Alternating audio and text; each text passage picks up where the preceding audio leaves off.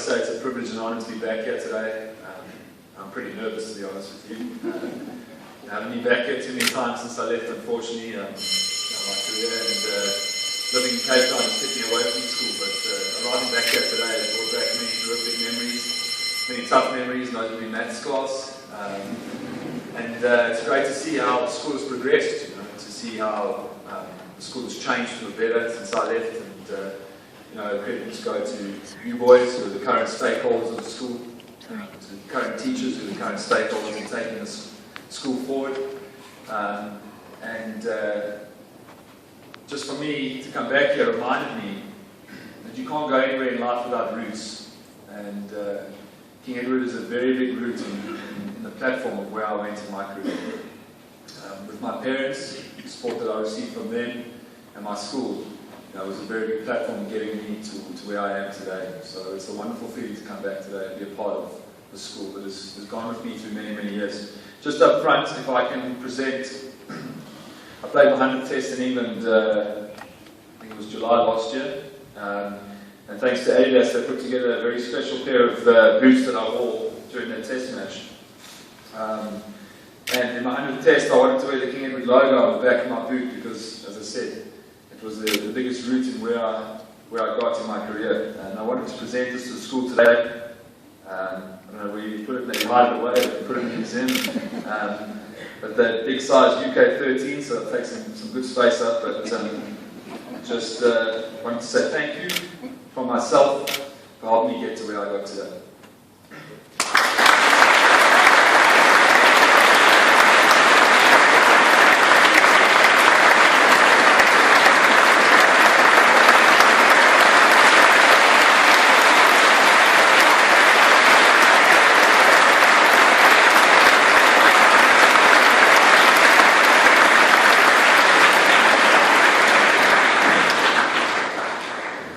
My mother picked me up from the hotel this morning and brought me food to the school, so nothing much had changed. But I said to the car, I reckon I need to use the boys are excited I'm here, is that they're hoping I talk long enough so you missed first period.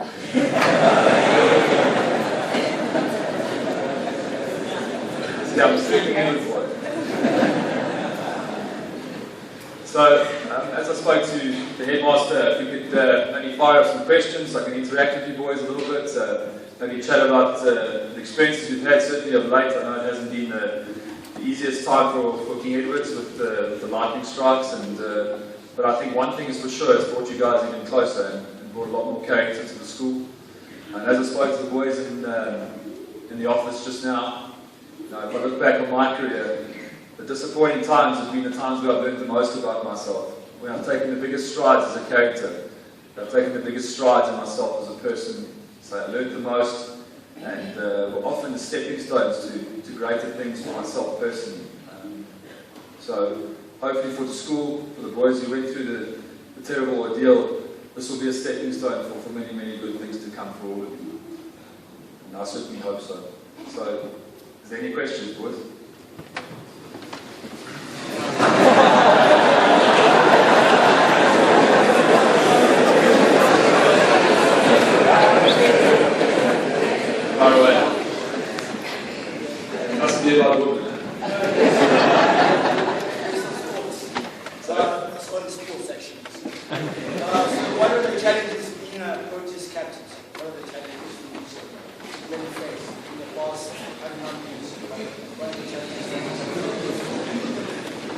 Speaking both as captain, I think it's a challenge in itself. But I think it's well documented. I got the job at 22, so I'd been out of school for 4 years, and most of my mates were still at varsity living the dream.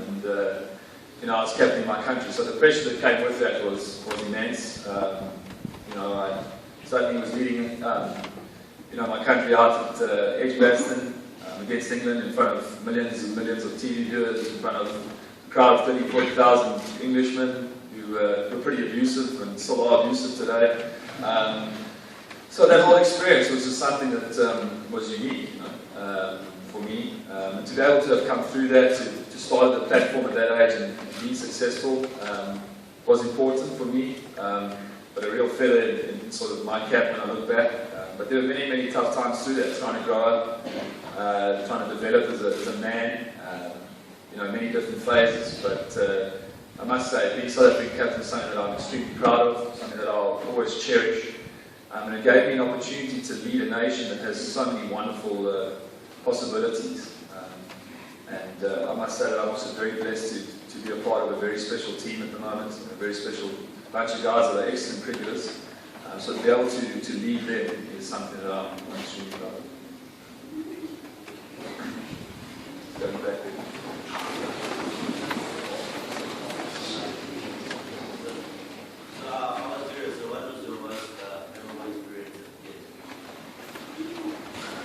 Bossing.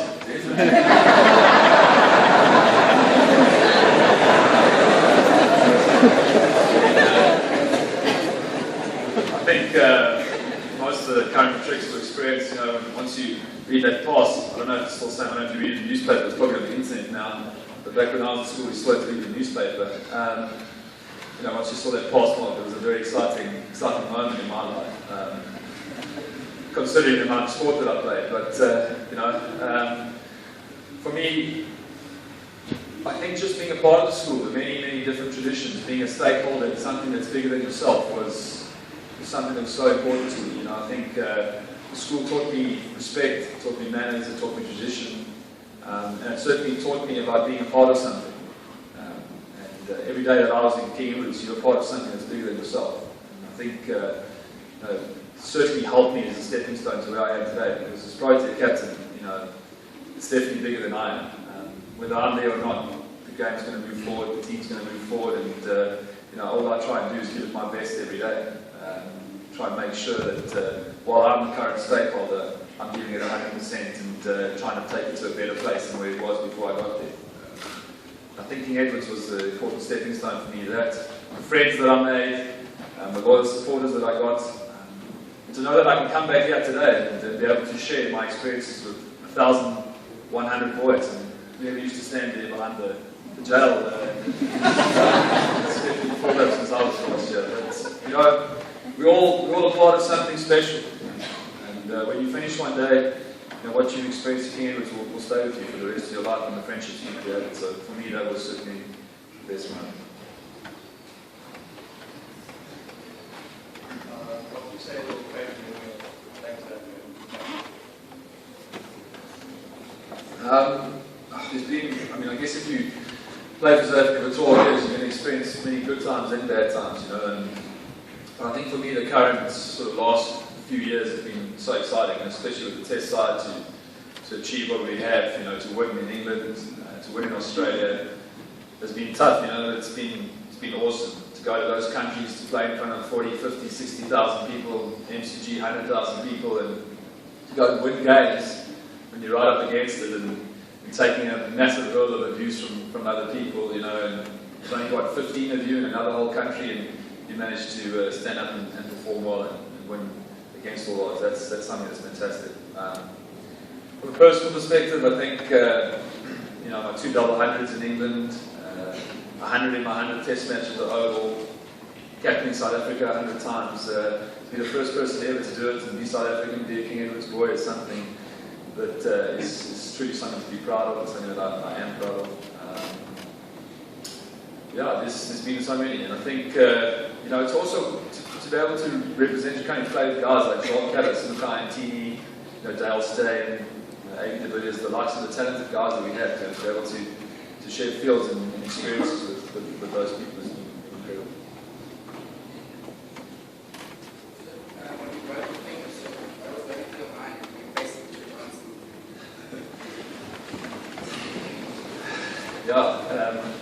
It was quite a funny process actually.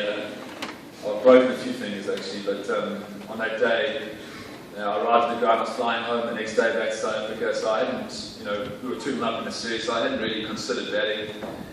And as the day went on, we hung in there, and Makai was the last man in. We all know Makai wasn't the best batter around. I remember looking over and seeing him sit on the bench, and he looked a very lonely soul, and last man in, and suddenly I started to think of the possibility.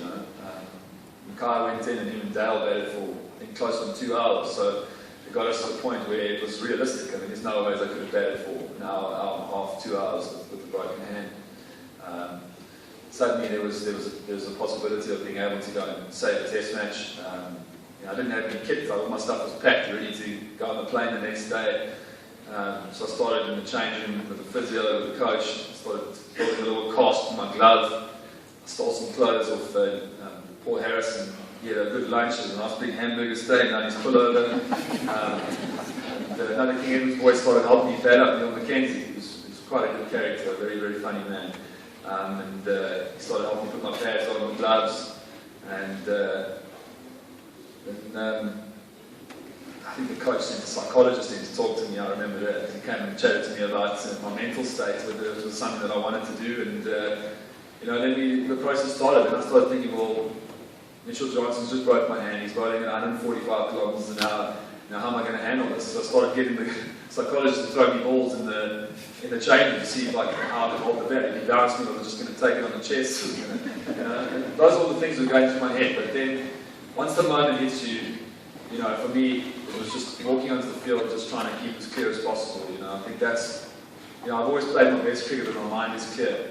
When you don't take any baggage onto the field, when you don't take all those nerves and tensions and build-ups of pressure that you've faced over the last bit of time. So once I got out there and I saw Mackay, and he was my senior partner for the first time in my career, batting 11, it just sort of relaxed.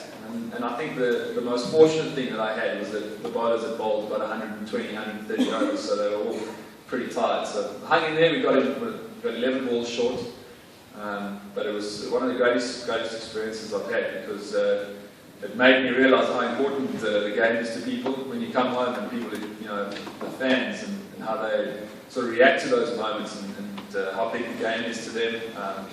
And it reminded me again, and I've said this a lot today, that the game is sort of bigger than just those 50s or 100s that you score. There's more to it, and that was an important stepping stone for me. So, do you feel like putting the box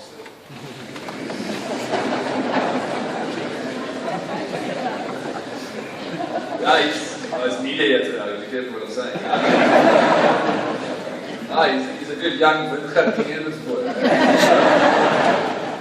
But he's obviously extremely talented, done well for himself already in 2021. He's going to do probably a lot better in years to come. I think it's important, he is talented, but it's important that people give him the opportunity to grow. I think everyone's pushing him, and he's earning that right because he's performing well at domestic level. But the pressures that he's going to face through those expectations is going to be probably his biggest challenge. But I think there's a very exciting future for Quinton. Opened the batting with him in the last game. He needs to work on his running between the wickets. It's a little bit slow, but I think he's got a great future ahead of him. And it's wonderful to see some more King Edward's boys coming through in the sports in front.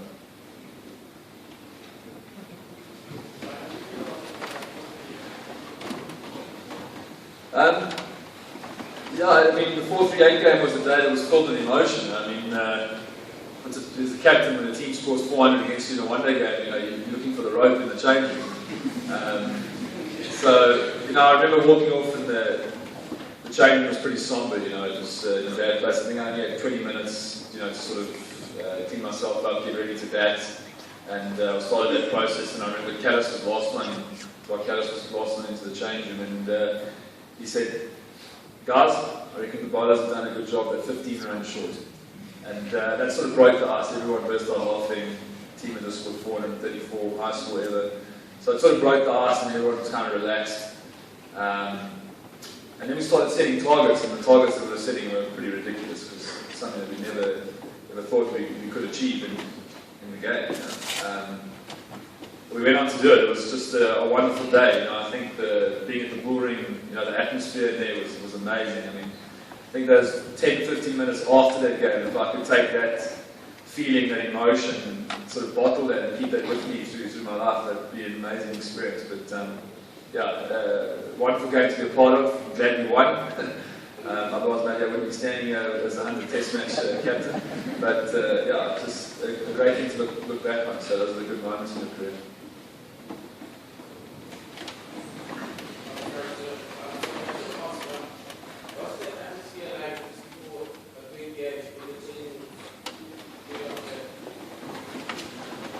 Yeah, I mean, it's obviously, it's a process at the end there. We arrive at sort of the ground a few days before the game. You start, your sort of really focused preparation starts when you get to let's say, overall first test against England. We travel most around England, play some warm-up games, train, and suddenly you arrive in London 3 days before the test match. And, you go to training and you arrive at the ground and you just feel the amount of media that are there. There's a real buzz around the stadium, and right, it's test match time, you know something big is around the corner. So I think emotionally and mentally you really start sort of switching on and getting into that sort of phase, and you know what's ahead of you in the next few days. But I think also then it's about dealing with the pressures you're going to face, and trying to get your preparation good, making sure that by the time you get to test match day, you've covered all your bases, you are as prepared as possible, mentally you've done what you need to do, so that when you walk out onto that field, you have that clarity and that peace of mind that you're ready to do what you need to do. The last thing I want to do is walk out in front of 50,000 people, open the batting, first ball of the day, crowd going mad, and I haven't done what I needed to do to face Jimmy Anderson. I know when I face Jimmy Anderson, I tend to bat middle stump, because he generally swings the ball away from me, and then he'll try to swing one back, try and get me LBW. So that's my game plan set up. I've trained it in the nets. I know Stuart Broad, a bit more bounce. Generally, try and make me off, so I'll try cover or stump a little bit more. Trained that in the nets. So I know each bowler, what he's trying to do to me in the game, and I will take that into my preparation. So I might use Dale Steyn, say it's Jimmy Anderson in the nets. I'll use Mornay and Walker as, say, Stuart Broad. So mentally, that whole week, I'm sort of preparing myself to bat that way in the game. So when I walk out there, it's just sort of ingrained in my head. I know what I need to do, and then it's about hopefully going to do it. I mean, I've opened the batting for 10 years, facing the new ball. It doesn't always work out perfectly. It's one of the toughest places to bat. And my job is generally to get the ball nice and soft for guys like Jacques Callis and Adrian Villiers to come play their shots and do well. So, for me, it's about that. And as a captain, it's about then getting your players into a space where they're in that same space to perform, where they've covered their bases, and as a team, we're ready to take on England in England. I think that's something that we've done extremely well. There's a great team culture in our environment. We play for each other. There's a great work ethic. You can arrive at our training session 2 days before a game, and it's really calm and quiet and focused, and the guys are going about their work and preparing, and that's why we've had the success that we've had.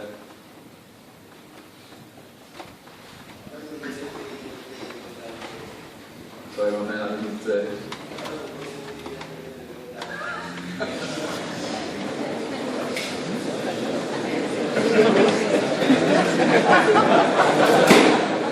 think I've followed that market from back in the day. I think many of you boys, I mean, we get up to stuff. I certainly wasn't as naughty as Arthur was in my class. But yeah, I mean, good innocent stuff, nothing malicious. Nothing that I can remember, to be honest with you.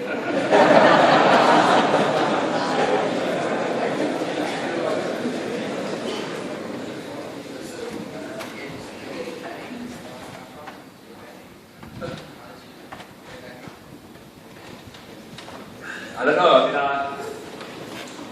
I think for myself, if I'm honest, I don't think I've ever been the most naturally talented batter. I wouldn't say I'm a Jacques Callis or Andy as a natural ball player. Just the timing of the game came naturally to them. I was a guy that obviously had ability, because I wouldn't be where I am today.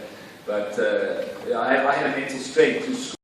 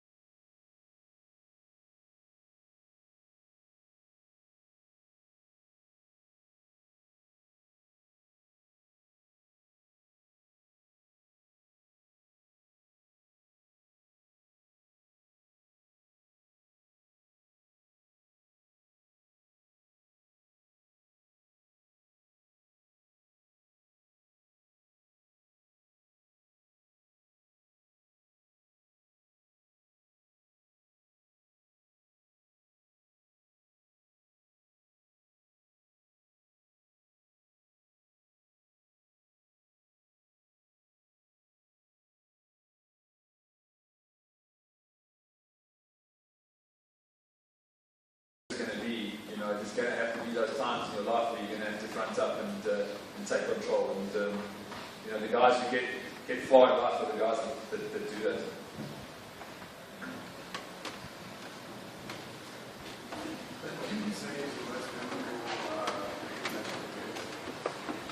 The kids. Yeah, I mean, anytime you beat the Saints or St. John's, it's wonderful. Those are always the big grudge matches, and still today, I play on the field today, I got Saints boys very good news from the stands. Remember '98 when we beat you once. It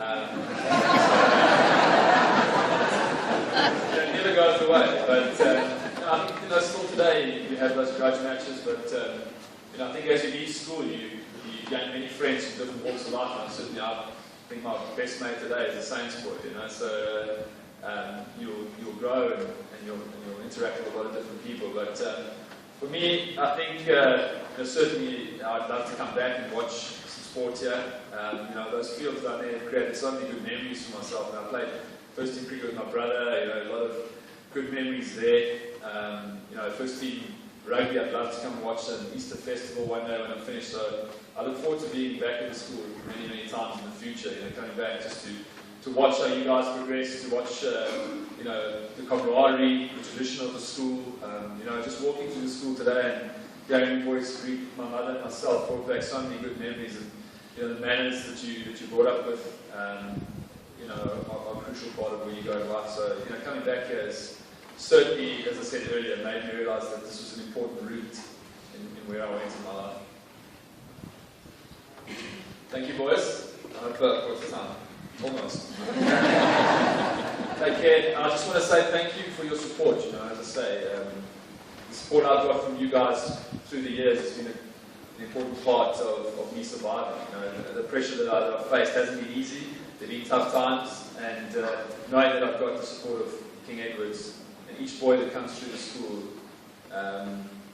is something that I'll cherish. So thank you for today. Thank you for all the support that I've received. Stanton looked wonderful on Sky when I saw you on Sky. But I hope you guys have a good day and a good year. To the boys that were struck by lightning, and I know Brittany's still in hospital, I'm going to go visit them. Stay strong, boys, and take that next step forward and lead the guys around you. All the best.